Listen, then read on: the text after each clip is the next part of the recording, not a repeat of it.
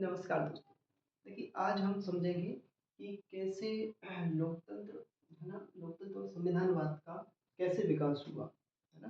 कैसे जो आज हम सुनते हैं कि संविधान बात चल रहा है, संविधान में ये हो गया है ना, संविधान को लोग बाग सपोर्ट करते हैं और लोकतंत्र है ना, जो डेमोक्रेसी है, उसका कैसे विकास हुआ? सबसे पहले है ना, जो लोकतंत्र है और संविधानवाद का विकास कहाँ से हुआ, जिसमें सबसे पहले मतलब इसकी जो है उत्पत्ति के क्या कारण रहे है ना, वो सारी चीज़ें आज समझें।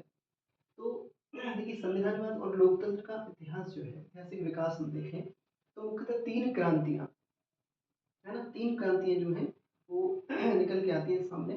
ये 3 क्रांतियाँ जो हैं वो संविधान और लोकतंत्र के विकास में महत्वपूर्ण भूमिका निभाती हैं। देखते हैं कि ये कैसे और किन लोगों ने इन क्रांतियों में महत्वपूर्ण भूमिका निभाई। देखिए सबसे पहले देखते हैं अपनी इंग्लैंड की गौरवमयी क्रांति, है ना? तो क्रांति क्या थी ये, है ना? गौरवमयी क्रांति इसे क्यों कहा जाता है ना? कौन नेतृत्वकर्ता, किसके नेतृत्वकर्ता में हुई, है ना? कौन यहाँ पर शासक था, ये चीज़ें हम समझते हैं। तो आइए देखते हैं। सबसे पहले देखते हैं इंग्लैंड की गौरवमयी क्रांति जो कब हुई? 1688 में। ठीक है, 1688 में जो इंग्लैंड की गौरवमयी क्रांति हुई, तो इसमें जो शासक था, है ना, जेम्स द्वितीय, एक निरंकुश शासक था, है ना? देखिए सब क्या हुआ, पहले जो राजतंत्र था, राजतंत्र मतलब जहाँ राजा प्रमुख होता था, राजा का शासन होता था और राजा है ना प्रमुख होता था शासक के रूप में। तो वो क्या करता था कि जनता पर अपने मन मर्जी का काम होता था, उस पर है ना जोर जबरदस्ती है ना, और निरंकुश मतलब उन पर अत्याचार करना है ना, और अपनी मन मर्जी का काम करना, ये चलता था।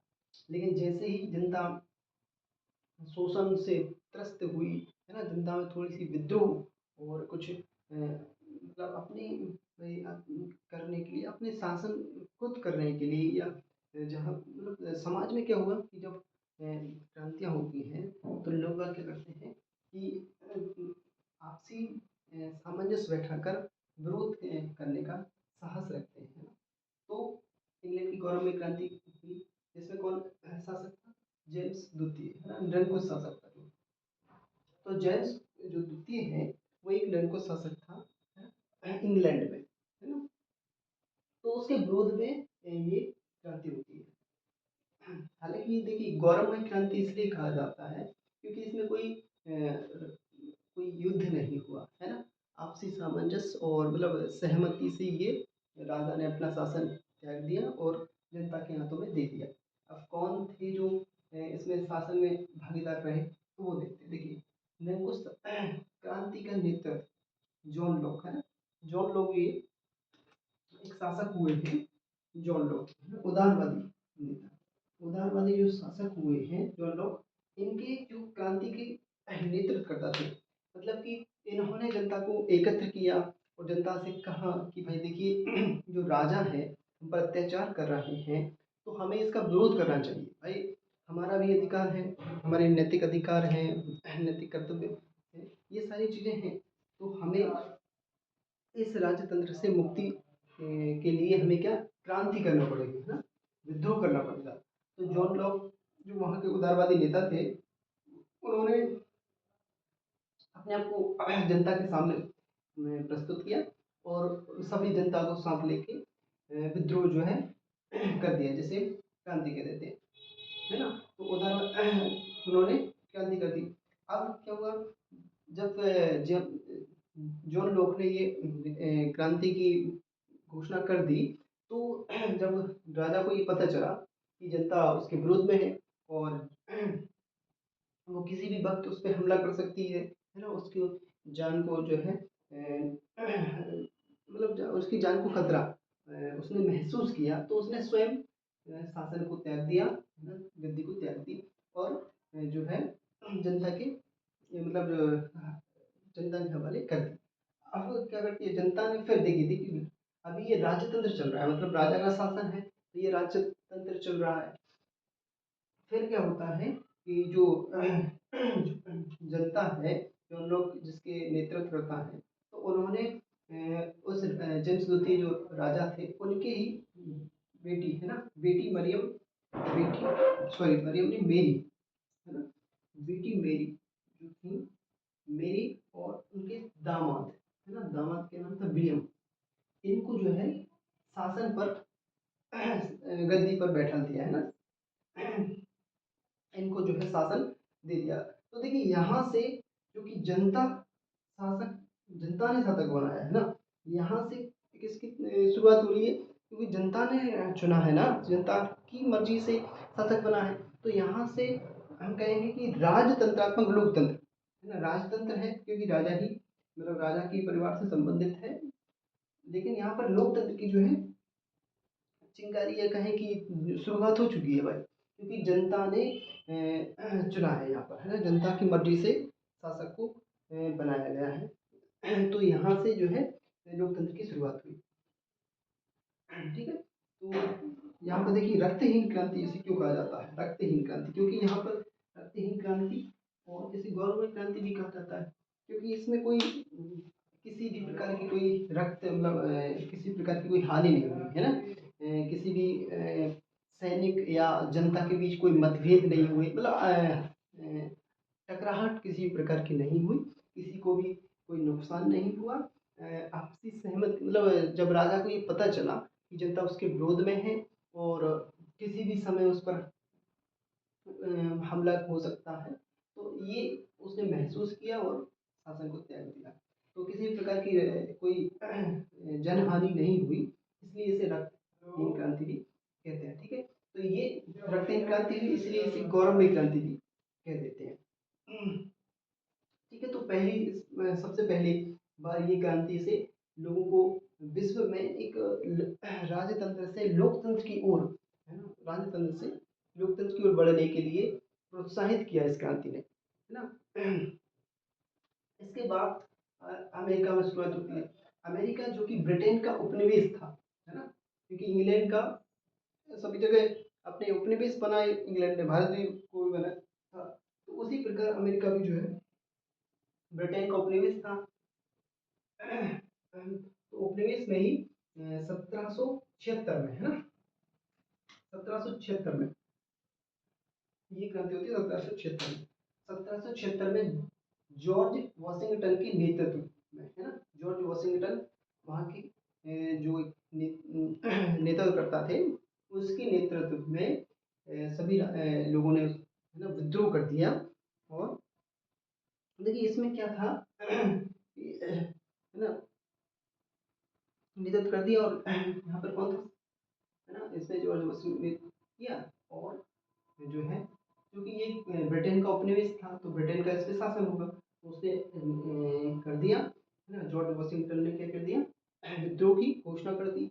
और 13 राज्यों को, है ना, 13 राज्यों को, अमेरिकी जो संघ था मतलब अमेरिका जो था उसके 13 राज्यों को मिलाकर, है ना, 13 राज्यों को मिलाकर एक संघात्मक ढांचा, है ना, एक संघात्मक ढांचा बना दिया 13 राज्यों की स्वीकृति से। किसने, जॉर्ज वॉशिंगटन ने, है ना। तो यहाँ भी सबसे पहले इंग्लैंड में हुई, फिर यहाँ पे इन्होंने भी, है ना, धीरे धीरे जब ये बात फैली कि भाई राजतंत्र जो है लोकतंत्र की ओर बढ़ रहा है, तो फिर धीरे धीरे यहाँ भी शुरुआत हो गई। तो अमेरिका में 13 राज्यों को मिलाकर एक संघ बनाया गया, 13 राज्यों को, अमेरिकी राज्यों को मिलाकर एक संघ बनाया गया। और ध्यान रखें कि यहाँ सबसे पहले लिखित संविधान, है ना, क्योंकि सबसे पहले यहाँ तो कोई लिखित संविधान नहीं था इंग्लैंड में, लेकिन अमेरिका में जो शुरुआत हुई तो सबसे पहले लिखित संविधान यहाँ पर बनाया गया, है ना, एक लिखित संविधान बनाया गया, जिसके आधार पर ही शासन को संचालित किया जाता। और ये लागू कब हुआ, 1787 में, है ना, अच्छा 87 में ये लागू हुआ। तो देख लिया हमने, दो क्रांतियां देख ली, ठीक है, अमेरिकी क्रांति और इंग्लैंड की क्रांति। अब आते हैं तीसरी क्रांति, जो कि फ्रांसीसी क्रांति के नाम से जानी जाती है। कब हुई ये, 1789 में, है ना, 1798 में। नेतृत्वकर्ता कौन थे, इसके नेतृत्वकर्ता रूसो, है ना, आपने नाम सुना होगा, रूसो इसके नेतृत्वकर्ता थे, है ना। शासक कौन था यहाँ पे, लुई सोल्वे, है ना, लुई सोल्वे यहाँ के शासक थे। जिसके विरोध में रूसों ने विद्रोह किया और क्रांति की शुरुआत की। अब देखिए इसमें यहाँ पर क्या था, फ्रांस में जो कुलीन और पुरोहित वर्ग था, है ना? जो फ्रांस का जो कुलीन और पुरोहित वर्ग था, उसका जो है शासन में क्या था, महत्व था। वो है ना शासन की, उसके हाथों में शासन की सारी बागडोर थी और वो ही जो है जनता पर शासन करता था। कुलीन और है ना पुरोहित वर्ग। कुलीन वर्ग मतलब जो उच्च लोग होते हैं, और पुरोहित जो धर्म और पूजा पाठ से संबंधित, है ना, धार्मिक उससे जुड़े होते हैं। तो वो लोगों का जो है शासन में ज़्यादा महत्व था और वही लोगों पर शासन करते थे।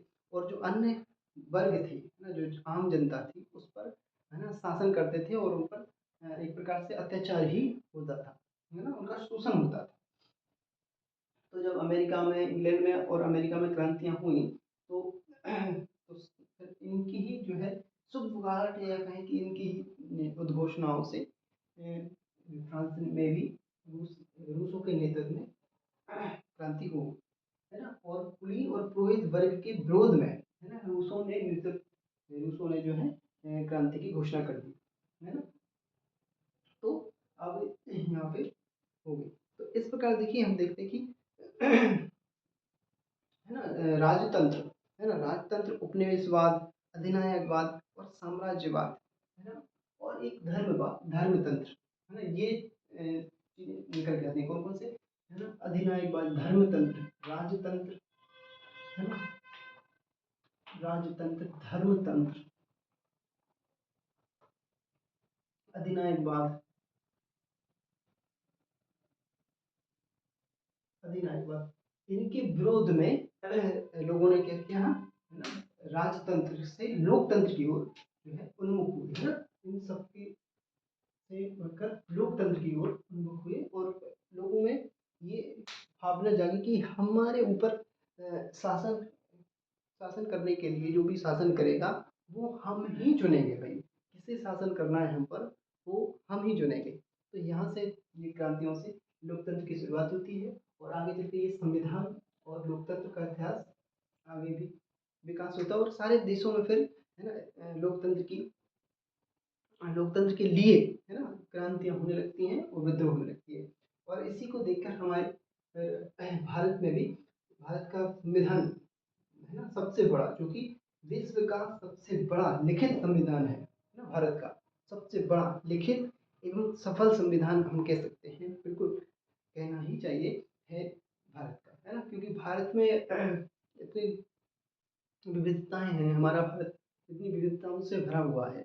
यहाँ अलग धर्म, जाति और संप्रदाय के लोग रहते हैं एक साथ।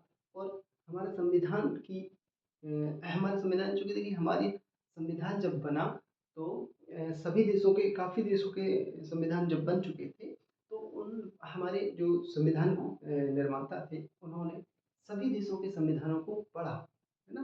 सभी देशों के संविधानों को पढ़ा और उसमें से जो अच्छी चीज़ें थी, जो हमारे भारत से सामंजस्य रखती थी और जो हमारे कल्चर, हमारे धर्म, यानी हमारी जो नैतिकताएँ है ना, नैतिक जो नियम थे, जो नैतिकताएँ थी, उनसे जो जुड़ी, या जो हमें हम मतलब एडॉप्ट कर सकते थे, जो है ना, उसको हमने एडॉप्ट किया और वो हमारे संविधान में आज भी दिखाई देता है हमें।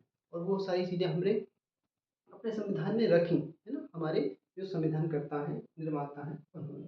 तो इस प्रकार हमारा संविधान एक बहुत बड़ा संविधान हो गया, है ना, बहुत विस्तृत संविधान हो गया। क्योंकि हमने, है ना, जो हमारे संविधान निर्माता थे, उन्होंने सभी देशों के संविधान को पढ़ा पहले, उसमें से अच्छी चीज़ों को हमारे संविधान में रखा। तो इस प्रकार संविधानवाद और लोकतंत्र का विकास हुआ।